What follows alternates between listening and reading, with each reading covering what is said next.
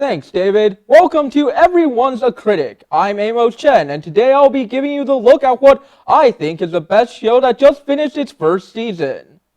Having just wrapped on September 2nd, Mr. Robot was easily the best TV show of the summer. Better than True Detective, Better Call Saul, Fear the Walking Dead, on every level, the upstart show by Sam Esmail on USA Network asserted its position as a premier show through its stunning run this past summer.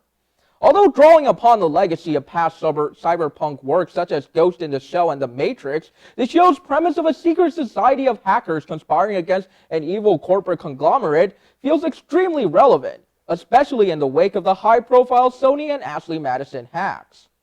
It's this unparalleled element of verisimilitude that ultimately gives Mr. Robot an irresistible draw. In the first episode, for example, the protagonist Elliot Alderson, played by Rami Malek, gives a diatribe against the evils of modern society, which includes an indictment of Steve Jobs for the documented abuses which occurred at Apple's manufacturing facilities near China.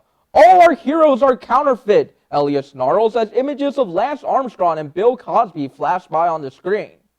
The incredible realism which showrunner Sam Esmail brings to the show doesn't end there either. The main conceit of the series, hacking, is what has drawn the most amount of praise to the show, with numerous critics and computer experts alike praising the USA series as one of the most realistic portrayals of hacking and computer security ever in popular culture.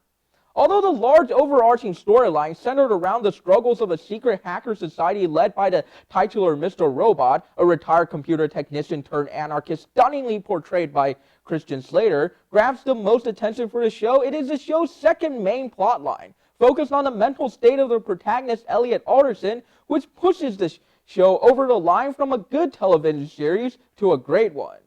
As the season progresses, it rapidly becomes a psychological thriller focused around Elliot's increasing paranoia and growing fracturing mental state. It is here that Rami Malek's performance truly shines through, as his mannerisms, facial expressions, and gestures perfectly convey a man who's a ticking time bomb of psychoses. Whereas many weaker shows would struggle to accommodate multiple themes and storylines that Mr. Robot deals with, Esmail integrates them seamlessly, using Elliot's psychosis as a metaphor for the increasingly fractured and virtualized society, as punctuated by a monologue given by the titular character in the season finale, wherein he mocks Elliot's obsession with trying to discern between reality and neurosis. "You want to talk about reality?" asks Mr. Robot. "We haven't lived in anything remotely close to it since the turn of the century." On almost every level, Mr. Robot is flawless. The score, a combination of alt-rock, techno, and orchestral music, perfectly conveys the mood at every moment, setting the stage for Esmail's dense, paranoid cyberpunk. The acting, too, is incredible. Aside from the aforementioned Malek and Slayer, Martin Wallstrom plays a creepy, underhanded corporate executive to perfection, presenting a character that's every bit the foil and match for Elliot. Carly Chaikin has a breakout performance as Darlene, an eccentric female hacker who knows dark secrets about Elliot's past.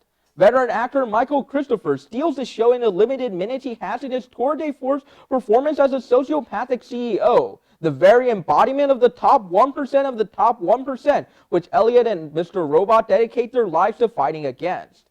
Overall, Mr. Robot has in its inaugural season asserted itself on the TV landscape as a premier program, and with news of its renewal for a second season by USA, it looks to be a strong show for many years to come.